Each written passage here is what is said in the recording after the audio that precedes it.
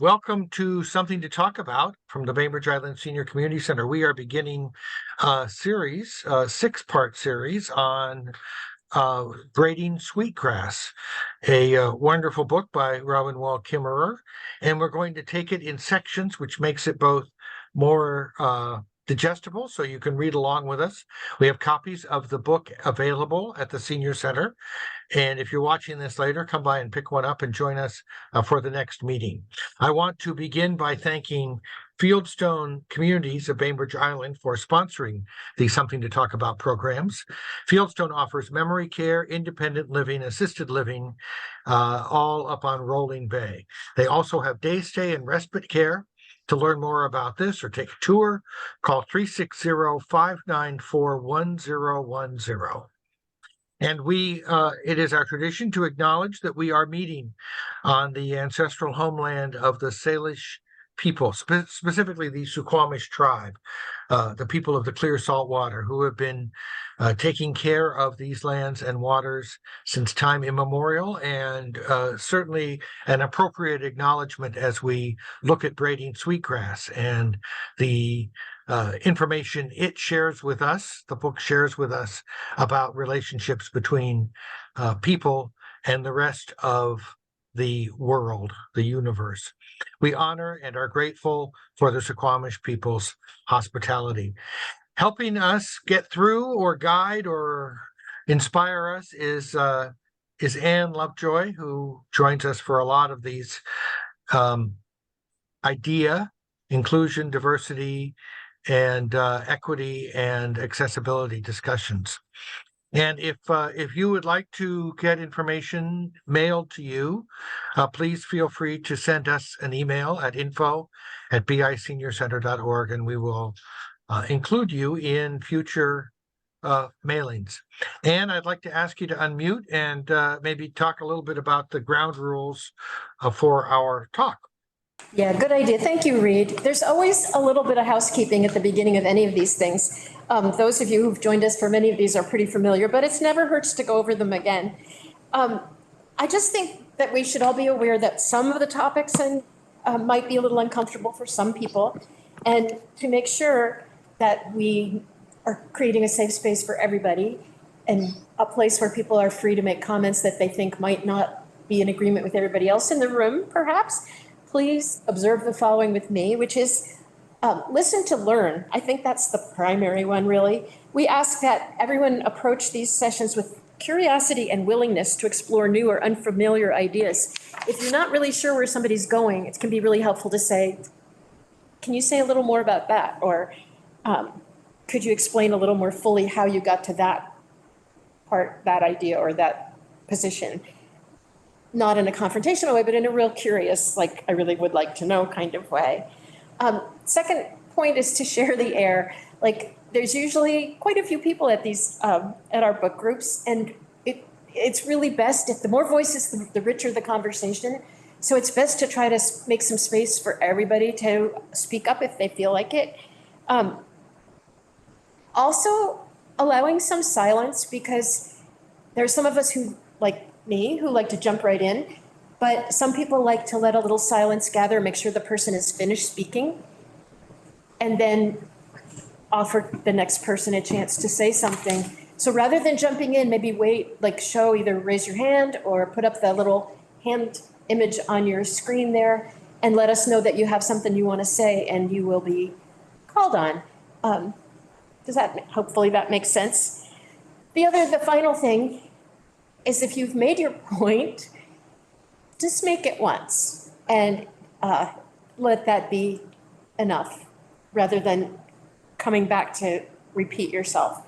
I think I'm chuckling a little because I think we've all kind of been there. Anyway, what we want to do today is really look.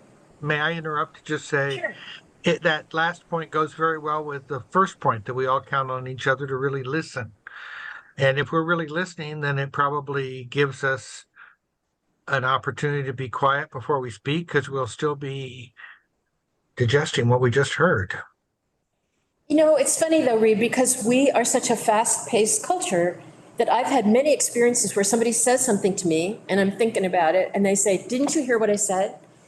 Because I didn't immediately respond. So for some of us, it takes a little learning and practice to let that little bit of space develop. But I think it's a courtesy thing. And so I'm practicing and you'll see how I do and we'll see how we all do with this, right?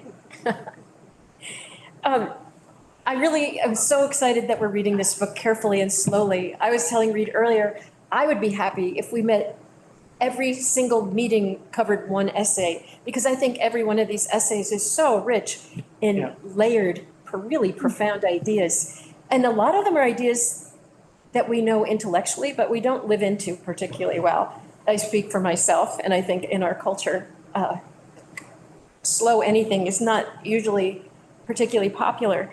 So I am hoping that we're going to take these themes, these ideas, some of the provocative statements, and really take some time with them and see how they stimulate thought in ourselves, in each other. So I guess the first thing I wanted to do is just have anybody who wants to, just really briefly, like a minute, share something that struck you. Like, what was something you took away from this first section, or any of them? Anybody want to jump in? Well, can I? Anne? Yeah. So, sort of working backwards, because this was the last section of the section, is the animacy concept, which I guess on one level I might have maybe thought about everything is alive, kind of. But when that was combined with the fact that in the language of the author, 70% of the words were verbs, and the flip side of that in English, just 30% were verbs, or whatever, some very small amount. And that started sinking in for me when she started to say how that recognition of aliveness would change the way we behave towards everything. And that combined with the science, body, mind, maybe body, and her scientific part and her native part, as she was trying to bring them into oneness instead of two-ness, dualism.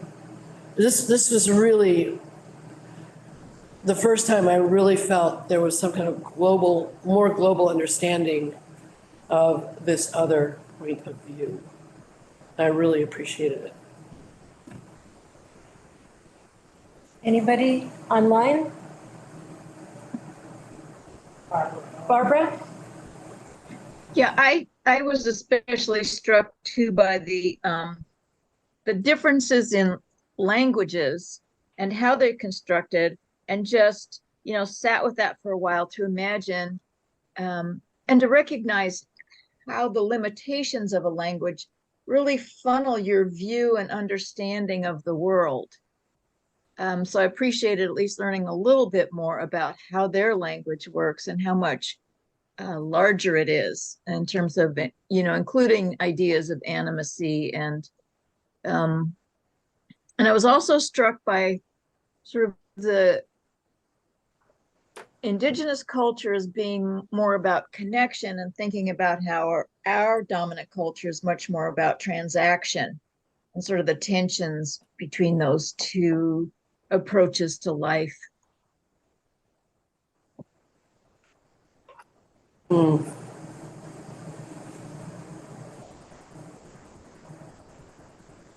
I like the creation story at the beginning, and I liked how the Sky Woman shows up later. I love how she writes. I find this a very, if I mean, I've been taking it slowly. I've wanted to read this book for a long time, but have not done it. And so I committed to kind of reading along with this group, and that slowed me down. And I think that this is a book that benefits from taking it in smaller chunks. And I do love her humor. Just, I mean, she is so delightfully honest about herself as a young student, trying to eagerly become a botanist and then screwing up terribly by using aesthetic principles as an excuse, or rather an explanation for why she wanted to study science. And I found that very well. It sounds like, I think, what a lot of us went through when we were just trying to get our feet in the world, thinking we must be the ones that were wrong.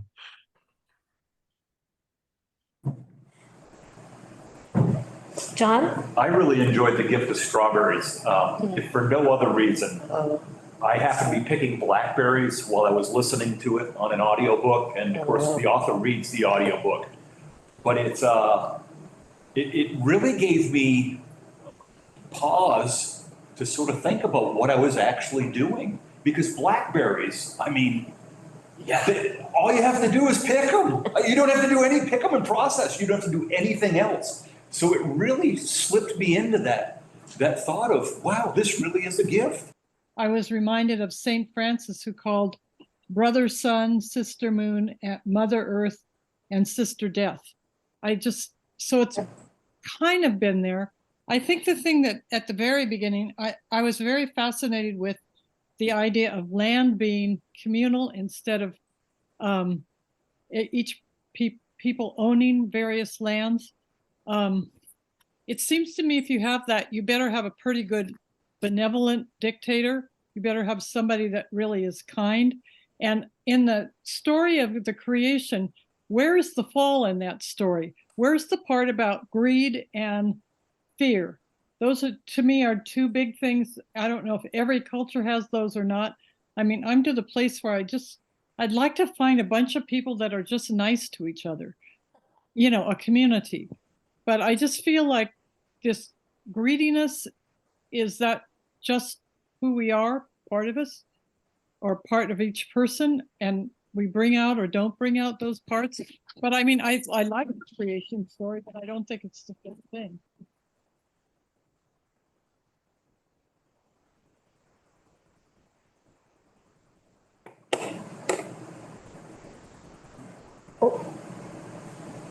So one thing that really struck me is that all over the world right now, there are kids and groups of indigenous people suing governments and municipalities and states for attacking the rights of rivers and clean air and clean earth. And it's sort of that uniting principle. Have you noticed that? Like Canada, but lots of places, right? Yeah. Kids in Montana, right? You took away my right to grow up in Libya too. The whole country looks at nature as having rights. Yeah, so, and some people are like, oh, that's just animism, and other people are like, no, this is our planet. We have the right to grow up in a clean environment, but some people's argument isn't even about us, it's about the environment, right? The environment has the right to be pristine, the environment has the right to be intact, which I think is a whole different angle in a way, right? Yeah, wasn't it the Montana kids that did that? Reed? I don't know who it was, but I do think that one of the things that she raises in here is that there are ways for humans to be integrated with everything, and that approach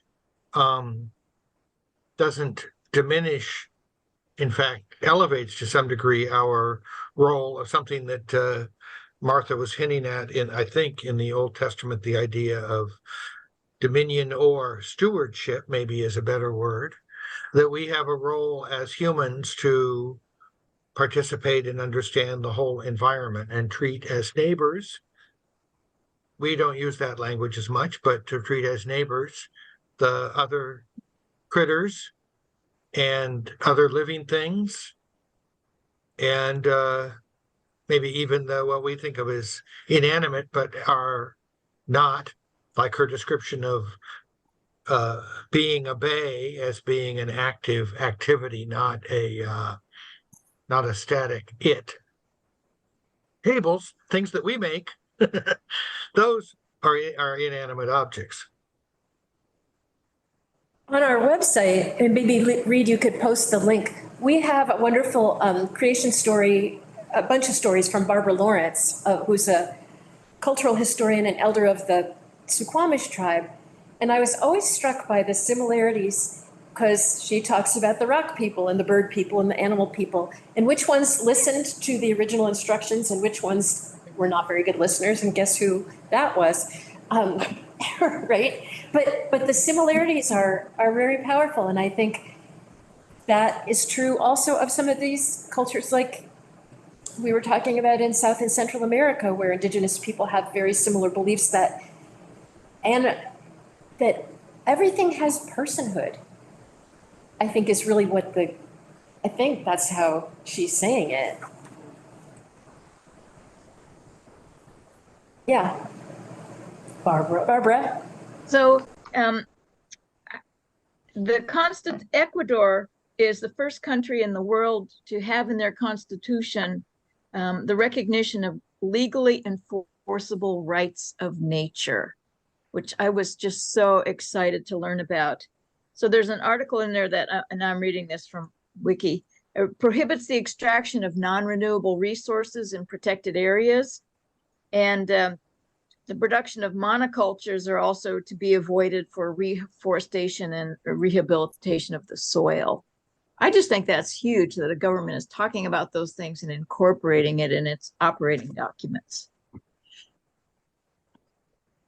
That is huge. And implementing is this next step, of course. Like, how do you make sure that happens and how do you protect the environment from people who don't agree with that? But yeah, it is huge. And it's been in the works for a long, long time. I love those concepts of gratitude and reciprocity. I think it's very difficult to have gratitude for something without thinking of it in terms of the relationship that you have with it. It's just, I think you'd have to be, I don't know, you'd have to be able to compartmentalize, I think, very well in order to be able to separate those two things. And I just wanted to throw something out there. Mink River by Brian Doyle. In the Public Works Department, they work for all creatures, not just humans. And that's in their whole mission statement. I just think that's absolutely golden. I love that book. It's a wonderful book. If you haven't read it, Mink River by Brian Doyle is definitely worth a read. Sheila, is that your hand? Yeah, anything by Brian Doyle, he talks about exactly what we're talking about here, the realness and the anonymity, the realness and of everything in all of his books. Martin's another one which I absolutely adore. It's probably my favorite one of his. And to me, this is what our friend Dr. Kimmerer is doing too.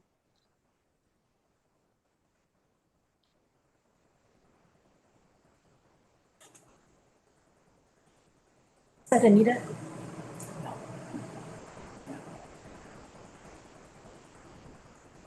Martha? Another concept that came up for me was why were the colonists able to just run over all the indigenous people?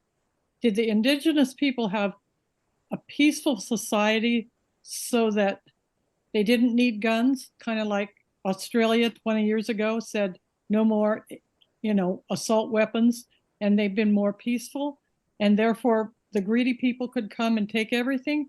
To me, if you're peaceful, are you weak? So that strong people can just run over you? I don't get that. And also another topic like that was what about the Comanches? Weren't there some indigenous people that did fight with each other? Or what about the tribes up here? It seems like they get along very well, but they do talk about, being strong against enemies, I think a little bit. I don't know. Yes, they do. And actually, again, on our website, we've been very blessed to have Barbara Lawrence do a number of programs for us. And in several of them, she mentioned, local warfare and how that was territorial for the most part and how it operated and what people did.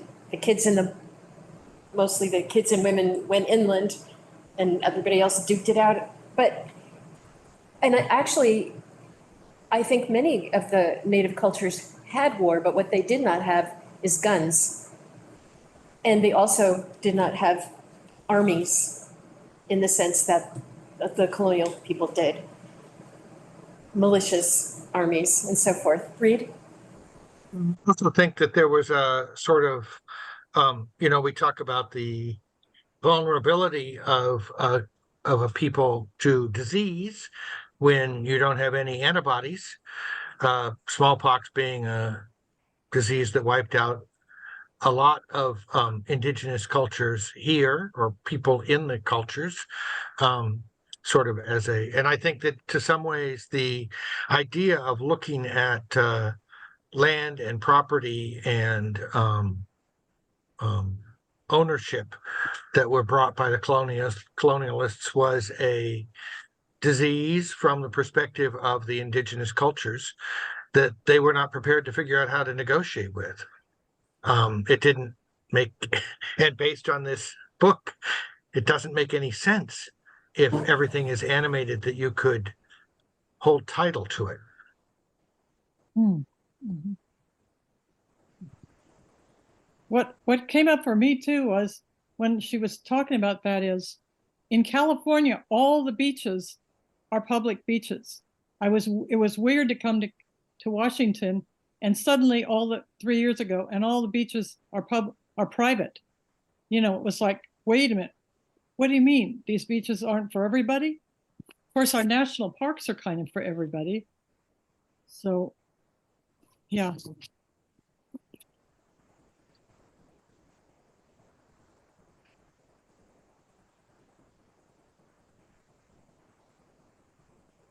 Well, one thing that caught my eye in the questions that you put together and that we sent out in the email this morning and on the website a little while ago, was about your idea of holding different views or attitudes that this book will represent. Would you say more about that? Yeah, I think we talk a lot about an equity lens these days. Are you looking at that with a racist lens? Are you looking at that with an equity lens? Are you looking at that with an ableist lens? So when we think about how we walk around and operate in the world, we all of us have a number of lenses, right? But I'm thinking about how, and this is me, when I go for a walk in the woods and I see people walking in the woods with their earphones on, running, and I'm thinking, you could be anywhere. And that's me, that's judgmental.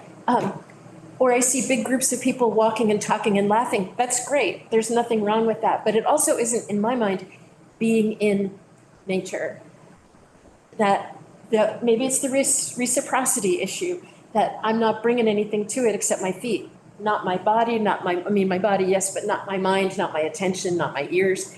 And what a different world we perceive when we do enter more as a visitor, as a guest, or as somebody who's truly curious. Now, I happen to be really fascinated by slime molds, of which there are many, and they have like 697 genders, okay? Slime molds. They're also gorgeous. They're really small. So I'm the kind of person who you might see on my knees plunging around and people are like, did you lose a contact lens? I'm like, no, I'm actually looking at this amazing slime mold, and that usually clears the path pretty fast. But the point is, what are we there for? Are we there? There's that whole thing of the amazing bacteria that, bacteria vaccae that is in the air, that is in the soil, that's actually a natural antidepressant. That's part of the forest bathing experience. You walk in the woods, you breathe it in, and you become changed, right? But I personally don't know that happens if you have a latte in one hand and your earbuds plugged in. Just saying it. Well, you're not listening. If you got your earbuds in, you're not. Like she emphasized learning from, listening to, not teaching so much, right? And I think that's what you're not getting if you're, at least not as much, if you're plugged in. So can I just ask my question again, though? Yeah. So what is the prospect of engaging with multiple points of view in a single book? Oh, I got off on the wrong question. Yeah. So like, can we expect multiple points of view, or are you saying what we are bringing as a group to a single book? Yeah, so the author talks about braiding the scientific and, the historic and the lore and putting these streams of different viewpoints in, and one you could say animistic as opposed to scientific. But I've also been really noticing that science is changing. That even in this book, which came out in 2013, I believe, she talks about how they were just beginning to say, well, maybe trees really do communicate. Well, now that's commonplace knowledge, right? So there's already a difference in how science is viewing the natural world. Still measuring, still trying to categorize everything. But I think there's starting to be, in many of the sciences, a little bit more of a coming together of those two different lenses. What if the trees really are talking? Who's listening? So they fired a University of Washington professor in the 70s for giving that because he posited that the trees communicate, and they said, you are nuts, and he lost his job and ran a hotel down in Grays Harbor or something for the rest of his career. There's a science writer who was in Bloedell's creative residency program who has written a book, and the topic is this very thing, how trees communicate, the language of trees. And she came and talked, and that was her opening statement, is this guy lost his job, and now I'm really leaning into this very thing that everybody said he was nuts and it was fantasy. Yeah. Trees don't communicate. And then she went on to talk about how trees can release pheromones to call in invaders, I should say, what am I trying to think of? Predators for invaders, say bark beetles or something like that. They can let people, let other trees know through the mycelium network that I'm under attack here, this is going here. I mean, it's just amazing how they can talk to each other. That's Suzanne Simard, I think. Mm-hmm. Yeah, and that would be an example of a scientist like Dr. Kimmerer, who is helping to integrate those different perspectives, which, as you know, as you say, Anne, I think they're not, I mean, they're trying to sort of unveil a unified theory of being. Yeah. Well, can we? Yeah, go ahead. So, jumping off with what John was saying, when I was in college, that was the time that we started developing the science of ecology. So that was in the 70s. And it takes time for things to get into the culture, but that's how late it was, right? Ecology, right? Yeah, 1970 was Earth Day. That's when it started. Right. I took my class out and we picked up garbage off the sides of the roads. Yeah.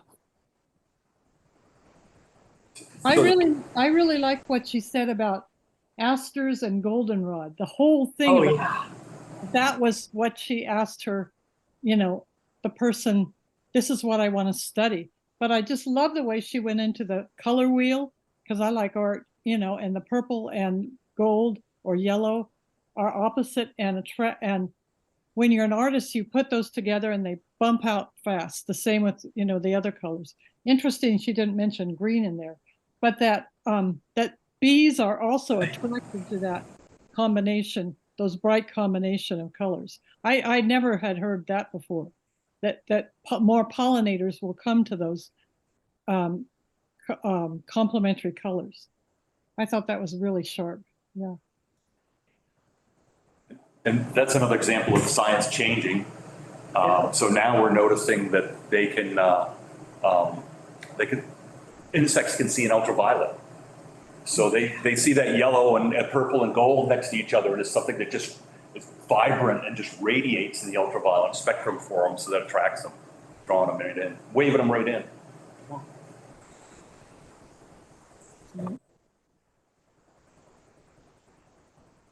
Has anybody read Pinkham, Pilgrim of Tinker Creek?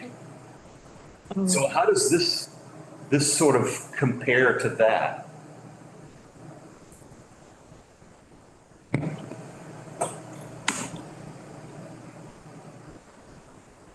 I know with her, so it was 3 parts that she sort of did the meditations of just nature outside. It was one thing that's different is she's an observer and she's just looking at nature devoid of humanity.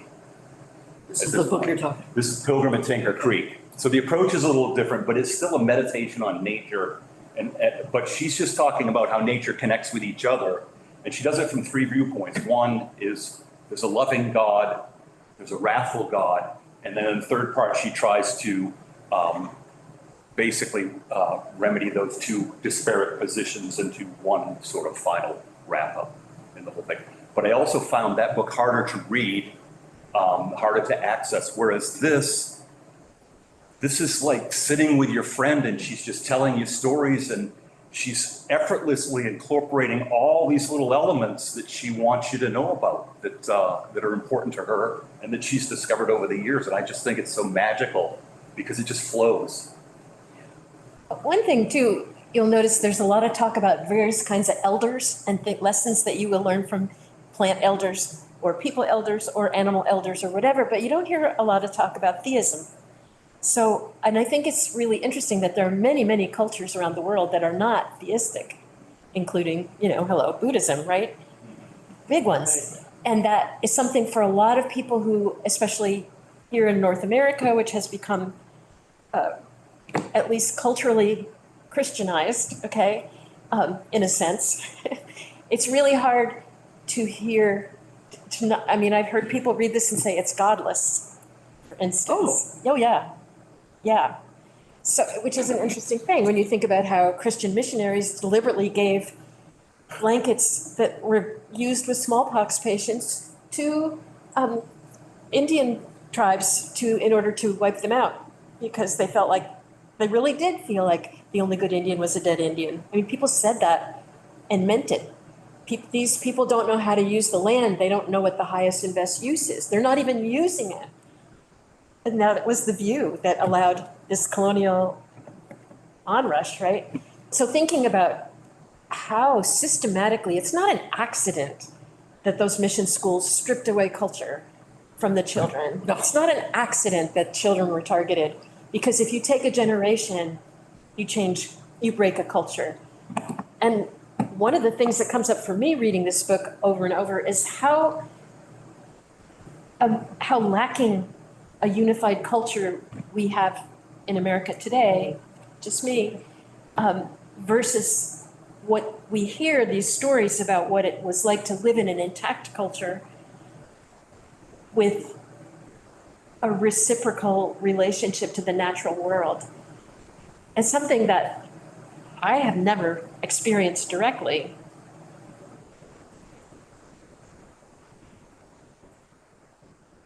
I think my connection to that was when I lived in Southern Oregon. I was in a full moon drumming circle for 12 years, and we had 3 indigenous people, and we brought in the directions.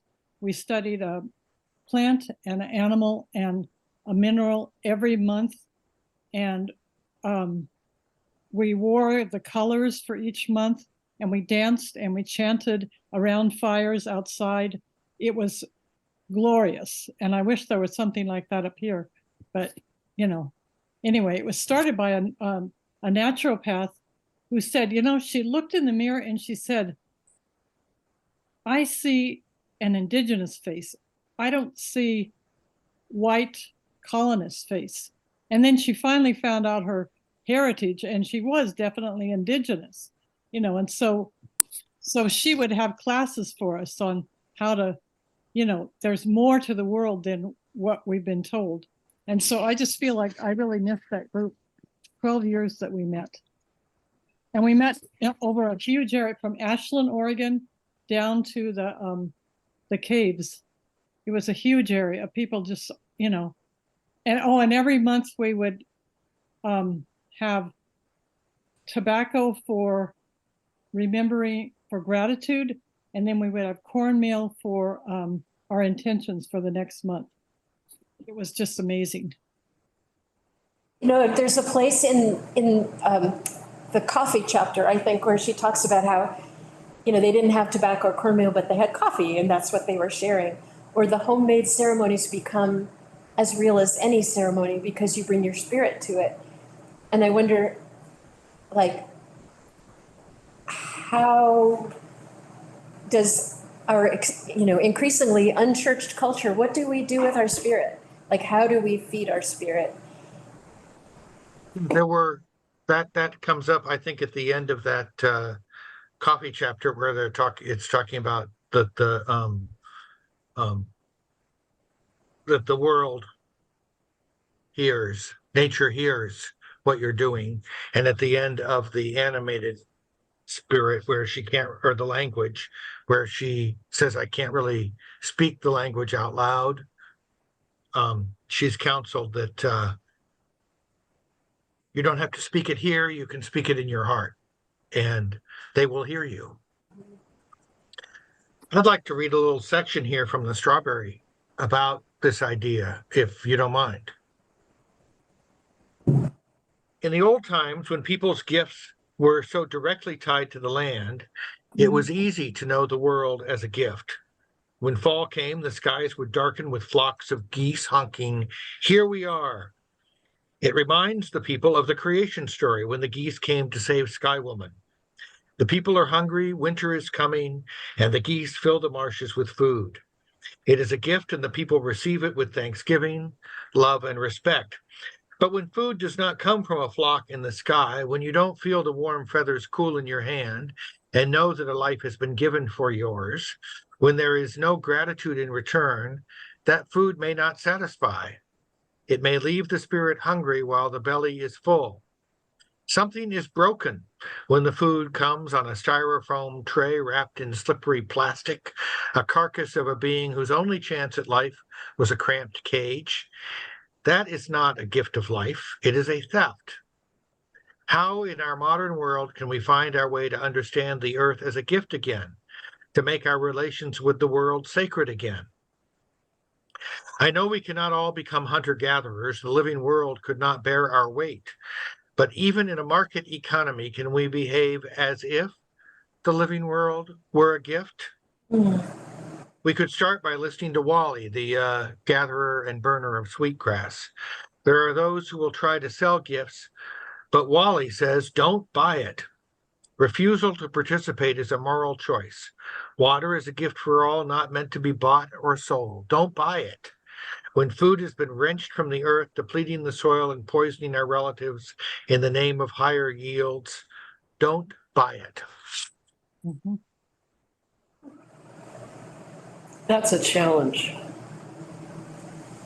Yes, I think Barbara will admit it's a challenge as she tries to follow zero waste guidelines about how to.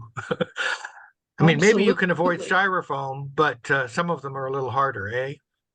A lot of them. I'll just be brief about this because I know I can go on for a long time about this, but I do try and buy a lot of my food in bulk. And the TNC in Paulsbo will allow you to take your own containers, even though our local one won't. And so that keeps me in a one container that's my own container that just keeps getting reused in a circle instead of all this prepackaged processed stuff. So that's an easy way to kind of make a little change in your diet that's more earth friendly. I think that probably and the guidance is that you can't blame yourself if it doesn't happen overnight. Right. It's a thing that you grow, that adds over time. I mean, I'm just now a little late to the game, improving my toilet paper purchases, but you know, because it's so easy to buy those big Costco things. Right. Well, the other thing I think is that in this conversation, well, not part of the reading, but in thinking about it, convenience just dominates our lives so much that it's hard to think about agency and starting at a more basic level in our relationship to food. I think some of it's safety, though. I think a lot of this packaging comes from food getting bad, hurting us. Probably because they put it in big containers and keep it for a while before they give it back to us. Yeah. There's But I think- also a big commitment of time. If you're going to grow your own food, you have to have the luxury of place. You have to have some land, access to water, time, and that can be a challenge. Another aspect of it for certain peoples is that the price makes a lot of difference too. So if you can buy it in bulk, you're going to or at Costco, it's going to be a lot cheaper than you buy individually. Also with fruit of all sorts. So I think another thing I have to look at is the price of what I'm paying. Barbara, Right. On the other hand of that, I mean, I'm on a fixed and modest income, but if I'm getting a bargain, the price is being paid elsewhere in our food system, and it's being paid by the environment. And I'm not, so that's a value I try and align myself with more, is what is the least harmful thing that I can get? So, buying organic is more expensive, but I'm not eating chemicals. I'm not eating food that has exposed the farm workers to chemicals. I'm not sort of supporting the petrochemical industry with pesticides and stuff by choosing organic. So I just have to make other switches in my budget, that's all. But we don't think about the whole cost of much in our society. And I think that's part of thinking about nature as a whole. Also, there's transportation. I can see the roof of T&C from the front of my apartment. And so why would I go off the island? I mean, I'm basically paying nothing to drive, So, yeah. But you're right about all the different aspects. And Anne's so right about a garden. I used to have gardens in Oregon, and I just thought, man, if I had to live off my garden, I don't think I could live off of it. There's a wonderful garden book for the Northwest by Steve Solomon, who it's called Vegetable Gardening in the Northwest.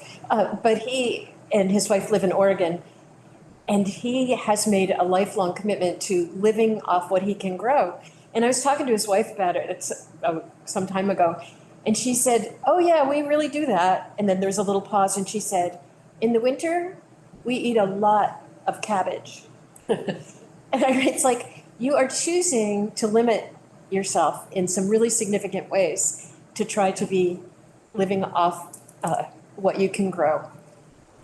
That's an extreme position, but people did used to do that, but people also did used to live on farms. A lot more people used to live on farms. So I think we're trying to figure out, like, how do we really align with our values, as Barbara said. Today, if you might live in an apartment, or like I do, in a mobile home park where, there's no way I'm growing even enough cabbage to get me through the year on that little plot. But what can we do? There's farmer markets, there's local farmers, we can look around and find local sources, but I think it's sort of a whole deeper thing than that too. What have we done as a culture to divorce ourselves so thoroughly from our food? another way we might do this, even if we're not doing gardening and growing we can look at trying to eat in season a little more, and recognize that that might mean a reduction in transportation costs.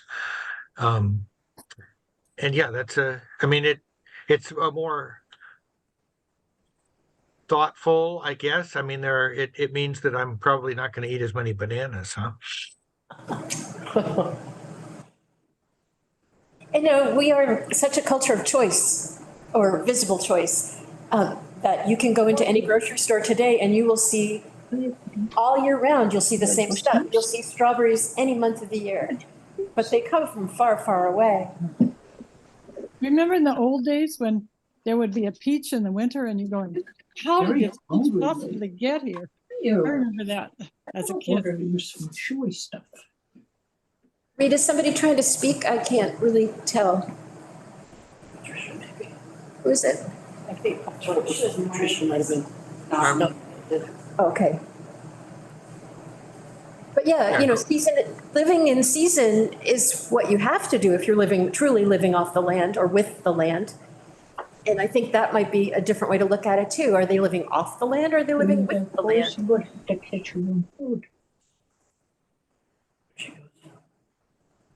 I found it. It was Patricia talking, and just a guideline that if you're not talking online, just mute yourself. Otherwise, you'll become the subject of Zoom's attention. Well, how about somebody we haven't really heard from? Anybody want to step in? Yeah. Gina? Jane needs to unmute herself. There we Jane, go. yeah, there. Hi, everybody. Yeah, the conversation about, food and how do we consciously shop and eat, it's huge and it's not always easy to do, but something about reading Dr. Kimmerer's approach to things, for me, it widens the lens of how we're living. It's a spiritual thing. It's being aware. If nothing else, just being aware of the idea that everything has value, everything is equal. We don't have dominion or dominance over inanimate things or plants and trees, and it's a respectful thing. So for me, it reinforces the idea and brings me back to remembering that we all live in the earth in harmony, hopefully.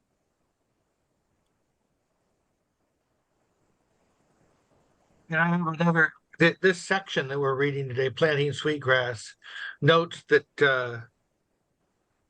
sweetgrass thrives along disturbed edges. Mm-hmm.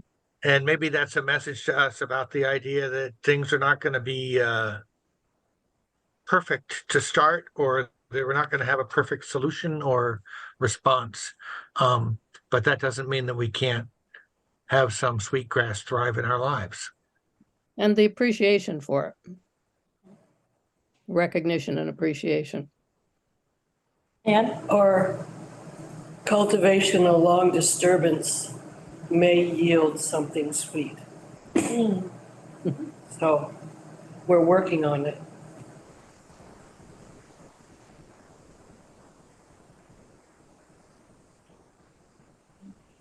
Anita.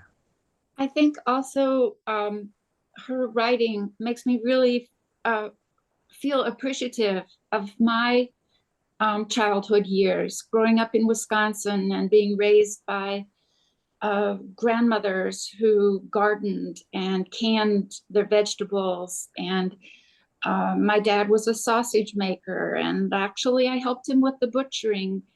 And he taught me a great deal about zoology and how organs in an animal work. And we always we weren't indigenous, but we always blessed the animal and thanked it for giving us its life for food. So yeah, this all brings so much back to me, and I love it for that. And yeah, so I think it's just a wonderful book. And oh, I have a quick question too. Thank you for the book from the Senior Center. Is it okay to highlight things, or do I give it back? Or Is It's it your- mine? It's yours to keep. If you want to hand it, if you don't want to keep it, you're very welcome to bring it back and pass it along. If you'd like to keep it and keep reading it, by all means, it's yours. Oh, thank you. I didn't want to start writing in the margins until I knew whether it was mine for sure. Thank you. I use these little stickies a lot, move them through because there's so much there that, calls out to be discussed, right? Mhm.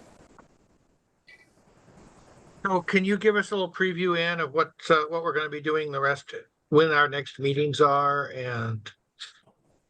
Yeah, so we had a pre-meeting, we had our first talk about the Braiding Sweetgrass about a month ago, where I invited people and about a dozen people came to talk about how they would like us to run this book group. What would feel comfortable, what would feel safe, what would be most useful. And that's what we've been trying to do with this hybrid form. So we've scheduled out 6 sessions. So the next one on Monday, September 25th is going to be tending sweetgrass. And then Monday, October 16th, picking sweetgrass. Monday, October 30th, braiding sweetgrass.